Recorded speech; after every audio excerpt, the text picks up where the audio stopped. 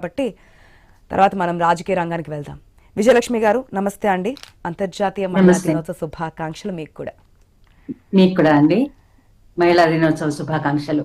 Yes Vijayalakshmi గారు, celebrations గురించి మాట్లాడుకుంటూనే ఉంటాం, అందరూ మాట్లాడుతూనే ఉంటారు. ఈ ఒక్కరోజు మనం స్పెషల్గా కనిపిస్తూ ఉంటాం, కానీ ఎంతవరకు అనేది ఒక ప్రశ్న. ఈ ఒక్కరోజే చూసి ఈ ఒక్కరోజే అనేది కాదు, ఈ రోజు కూడా ఐ థింక్ చూస్తున్నాము. తల్లి కూతుర్ని అంటే కన్న తల్లిని తోడబుట్టిన చెల్లిని కూడా చంపేసినటువంటి సిచ్యువేషన్స్. ఎందుకు ఇటువంటి ఘటనలు చూస్తూ ఉన్నాం? మేము చెప్తూ ఉంటాం, మీరు చూస్తూ ఉంటారు, ప్రశ్నిస్తూ ఉంటారు. ఓకే, మీ రంగానికి వచ్చేటప్పటికి మీరు కూడా ఎన్నో ఒడిదుడుకులు ఎదుర్కొంటూ ఉంటారు, ఎక్కువగా వింటూ ఉంటాం. మీ రంగానికి సంబంధించి మా రంగానికి సంబంధించి అనేక రంగాలు ఉన్నప్పటికీ కూడా ప్రధానంగా ఫోకస్ అవుతూ ఉంటాయి కొన్ని రంగాలనేవి. సో ఏంటి, ఏ విధంగా ఉంటుంది? కొంతమంది వచ్చి బయటకు వచ్చి మాట్లాడుతున్నారు ఈ మధ్య కాలంలో, అదర్ స్టేట్స్ లో కావచ్చు, మన స్టేట్స్ లో కావచ్చు. ఎట్లా ఎప్పటికి వస్తుంది మనకి ఈ స్వేచ్ఛ అనేది? ఇది ఒక $1 మిలియన్ క్వశ్చన్ అని చెప్పుకోవాలండి.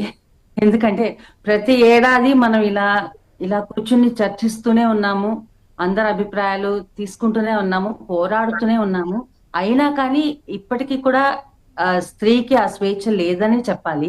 మీరు అన్నట్టు సినీ రంగమే కాదు, ప్రతి రంగంలోనూ ఆ వివక్ష అనేది ఉంది. అండ్ దాంతో పాటు మీకు తెలుసు, లైంగిక వేధింపులు, సెక్సువల్ హెరాస్మెంట్ అన్నది అన్ని రంగాల్లో ఇప్పుడు మనం చూస్తూ ఉన్నాము. సో దానికి అది ఎలా అంటే, మీరు అన్నట్టు కొంతమంది ధైర్యవంతులు ముందుకొచ్చి మాట్లాడుతున్నారు. బట్ మాట్లాడని వాళ్ళని కూడా మనం తప్పు పట్టడానికి వీల్లేదు. ఎందుకంటే ఒకవేళ నిజంగా బయటకు వచ్చి ఒక మనిషి మీద మనం ఒక ఎలిగేషన్ చేశామంటే టోటల్ గా మన టార్గెట్ చేస్తారు. అంటే అంటే నా కెరీర్ ఏమైపోతుందో, నా లైఫ్ నాశనం అయిపోతుంది అన్న ఒక భయం అనేది ఆడవాళ్ళకు ఉంటుంది యూజువల్ గా. ఎందుకంటే దాంట్లో పేరెంట్స్ కూడా ఇన్వాల్వ్ అవుతారు, మొత్తం ఫ్యామిలీ కుటుంబం అంతా ఇన్వాల్వ్ అవుతుంది. సో ఈ మధ్య కాలంలో సోషల్ మీడియా వచ్చాక ఇటువంటివి ఏ చిన్నది ఉన్నా కూడా ఆ టార్గెట్ చేయడం అనేది, ట్రోల్ చేయడం అనేది చాలా పెరిగిపోయిందండి. ఇది చాలా మనోవేదన కలిగిస్తుంది, చాలా కష్టం. దీన్ని తీసుకోవాలంటే ఆడవాళ్ళు నిజంగా మెంటల్లీ చాలా స్ట్రాంగ్ గా ఉండాలి. సో అలా స్ట్రాంగ్ గా ఉన్న వాళ్ళు మటుకే బయటకు వచ్చి ఇటువంటి విషయాల గురించి మాట్లాడుతున్నారు. మాట్లాడకుండా తమలోనే దిగమింగుకొని బాధపడుతున్న వాళ్ళు చాలా మంది ఉన్నారు, అన్ని రంగాల్లోనూ ఉన్నారు. దీనికి పరిష్కారం నిజంగా ఏమిటనేది నిజంగా దేవుడే చెప్పాలి. నాకు తెలిసి అసలు టోటల్ గా వాళ్ళ థింకింగ్ లో మార్పు రావాలంటే పెంపకం నుంచే రావాలండి. That also depends on parents, ముఖ్యంగా మదర్. పిల్లల్ని పెంచేటప్పుడే మనం చాలా మంది ఇళ్లలో చూస్తూ ఉంటాం, ఆడపిల్లల్ని ఒకలాగా, మగపిల్లల్ని ఒకలాగా, నీకెందుకే వాడికి ఇవ్వు, అంటే మగపిల్లలకి ఎక్కువ ప్రాధాన్యత ఇస్తూ ఆడపిల్లని తక్కువ చేయడం అనేది మనం చాలా మధ్యతరగతి కుటుంబాల్లో చూస్తూ ఉంటాం. అసలు ఈ థాట్ ప్రాసెస్ మారాలి, చాలా మార్పు రావాలి, చాలా కాలం పడుతుంది ఇవన్నీ అవ్వడానికి. సో ఒక విధంగా చెప్పాలంటే చాలా కష్టమైన, మీరు అడిగిన ప్రశ్న చాలా క్లిష్టం కూడా. ప్రతిసారి ప్రతి సందర్భంలోనూ చూస్తున్నాం విజయలక్ష్మి గారు. అంటే ఇటువంటి సంఘటనలు అనేక సందర్భాల్లో డిబేట్స్ లో మాట్లాడినప్పుడు కానీ, ఈ విధంగా అనేక పెద్దల ముందు చర్చిస్తున్నప్పుడు కానీ గుండెలు పిండేస్తూ ఉంటాయి. 6 నెలల పసిపాప నుంచి 60 ఏళ్ల వృద్ధుల వరకు సేఫ్టీ ఉందా అంటే ఒక డౌటే. ఎంతవరకు మనల్ని మనం ప్రొటెక్ట్ చేసుకుంటున్నాము, బయటకు వెళ్ళినప్పుడు ఎంతవరకు సేఫ్గా బయటకు వస్తాము, ఇవన్నీ కూడా. ఇది వరకు ఆడపిల్లల్ని కనాలి అంటే బరువు బాధ్యతలు, అరే కట్నాలు ఇచ్చి పెళ్లి చేయాలేమో అని చెప్పి తల్లిదండ్రులు ఒక రకమైన ఫీలింగ్స్ ఉండేవి. అరే ఇంతమంది ఆడపిల్లలు.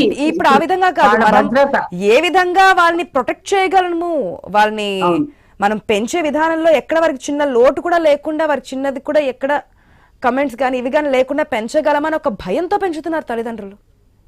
వాస్తవాలు కాదా? రోజు రోజుకి ఎటువైపోతుంది సొసైటీ? అనుకోని సంఘటనలు చనిపోతున్న వారు కొంతమంది అయితే అత్యాచారాలు, చంపేయడాలు, తల్లిని, చెల్లిని, భార్యని అసలు ఏ వావి వరుస లేకుండా ప్రవర్తిస్తున్నటువంటి మృగాలు చూస్తూనే ఉన్నారు. నిజంగా అండి, సొసైటీ అసలు చాలా చాలా చెడిపోయింది. అండ్ నిజంగా చెప్పాలంటే ఆడవాళ్ళకి ఎక్కడా స్వేచ్ఛ లేదండి. మీరు అన్నట్టు చిన్న పసికందు నుంచి వృద్ధుల వరకు ఎవరికీ సేఫ్టీ లేదు. సో అంటే కొంతవరకు మనం ఆ ఆ, ఆత్మరక్షణ గురించి నేర్చుకుని అది ఎంత చేసినా కూడా, అంటే ఒక ఆడది శారీరకంగా మగవాడి కంటే కొంచెం బలహీనురాలు అన్నది మనం కూడా యాక్సెప్ట్ చేయాల్సిన విషయం. Maybe not mentally but physically there is a difference. Okay. So అది ఎంత ఆత్మరక్షణ పద్ధతులు నేర్చుకున్నా, కరాటేలు ఇలాంటివి నేర్చుకున్నా, ఇన్ని చేసినా ఎంతమందికి వస్తుంది, ఎంతమంది తమను తాము అవును, రక్షించుకోగలుగుతారు? సమాజంలో మార్పు రావాలి. ఇది ఒక్క టీచర్స్ నేర్పితేనే కాదు, టీచర్స్ లో రావాలి, వారిలో వారికి రావాలి, చిన్నప్పటి నుంచి పెంచుతున్నటువంటి తల్లిదండ్రులు కూడా పెంచే విధానంలో మార్పు రావాలి, తీసుకురావాలి. బయట సమాజంలో ఉన్నప్పుడు ఈ విధంగా ఉంటుంది, వాళ్ళు చిన్నప్పటి నుంచి నేర్పించాలి. అవన్నీ కూడా వచ్చినప్పుడు ఇటువంటి జరగకుండా ఉంటాయని కోరుకుందాం. అన్ని రంగాలను ముందుకెళ్తున్నారు, ఇంకా ముందుకు వెళ్ళాలి అని కోరుకుందాం. ఒక్క నిమిషం విజయలక్ష్మి గారు. ఎస్ శోభా గారు, నమస్తే అండి.